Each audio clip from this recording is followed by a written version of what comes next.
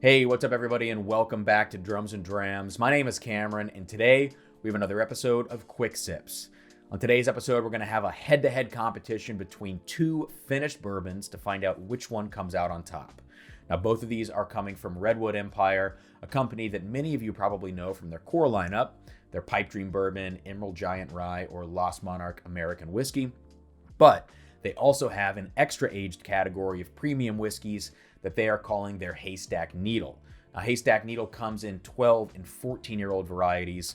All of it is sourced from MGP, and most of it is put into a secondary finishing cask to add an extra layer of flavor. So for today, I have two of the 12-year-old Haystack Needles. I have a Cabernet finish and a port finish. Both of these are coming in at 110 proof. And before we get to it, I just have to say thank you to Keith Schmidt for the Cabernet sample and Drew Ferren for the port finished sample.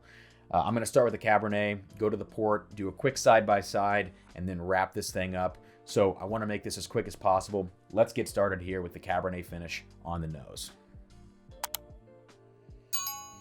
All right, so a little bit of ethanol right off the top, but there's a ton of really rich, juicy fruits in here. Not strawberries, raspberries, cherries, maybe a little bit of blackberry as well.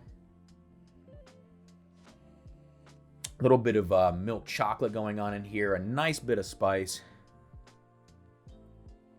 Yeah, a little bit of funky, tannic, sour oak that goes along well with those almost tart fruits. But unfortunately, we're losing a little bit of the MGP quality in here. There could be like a little bit of citrus that I'm picking up on, but by and large, the finish has kind of overtaken this bourbon. But let's see what we get on the palate here. Cheers.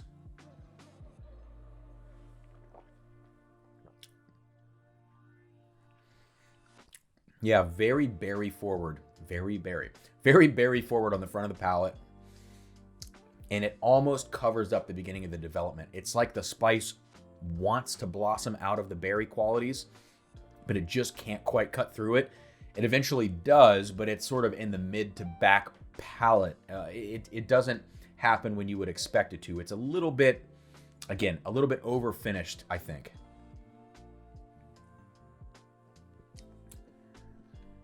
Yeah, but the oak, the chocolate, the sweet fruit, all of it's coming through very well. It's a delicious pour. The finish is pretty darn long. I don't have a lot of complaints other than the fact that I just wish I could taste that base MGP bourbon 15 to 20% more. So a really, really solid pour. Let's go on now to the port finish and see how this thing compares.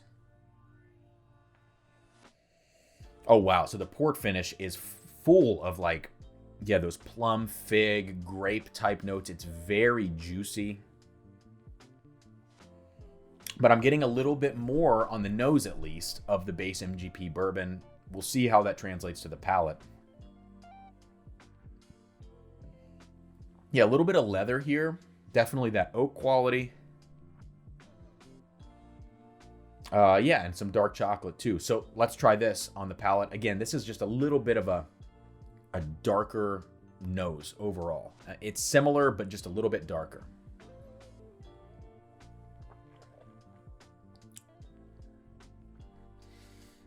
Yeah, so same kind of issue here on the palate, where the port finish has overtaken it just a little bit. And on the front of the palate, it's like the spice wants to start to develop and start to crescendo a bit. And it just can't quite get there because the port is covering it up. It is very, very juicy here on the palate. It reminds me a little bit of that Chattanooga port finish, which I think is a great bourbon. Obviously, that's like 9 years younger than this. But it has some of those similar, overdone port qualities to it. Like they used really wet casks and left it in there just a little bit too long. For this one, I just wish I could taste that base bourbon a little bit more. But kind of the same qualities as the Cabernet finish, just in a slightly darker way.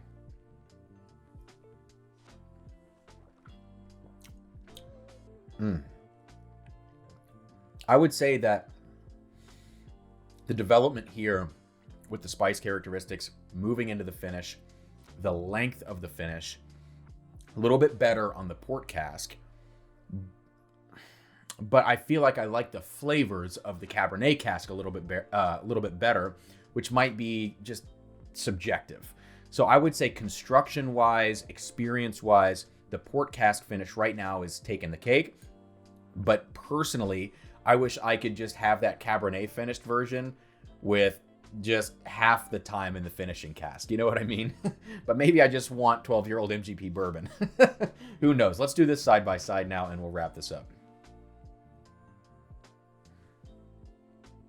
Yeah, it's just like slightly lighter red fruit and then a darker, more sort of more sultry profile. That's what I would say. It's a little dark chocolate, you know, a little more rounded out on the port finish. So, you know, let's try these side by side very quickly and then I'll wrap this video up.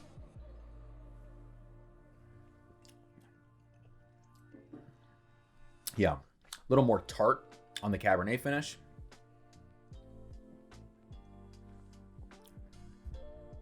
And more depth and more spice on the port finish. I feel like a lot of this is going to come down to your mood. A lot of this is going to come down to whether or not you like a port finish, which I think can be a little bit divisive because it has some of those dried raisin qualities to it. And it can be a little bit off-putting sometimes, especially here when the finish is slightly overdone. Whereas the Cabernet finish might appeal a little bit more to someone who's not a big finished bourbon fan, but wants to try something new, wants a little extra layer of flavor. The Cabernet finish might be better for you, although again, these are both slightly overdone in those finishing casks. I like them both quite a bit. I would only pay MSRP for them, but I really appreciate the opportunity to try these samples. So thank you, Keith and Drew, for sending these along.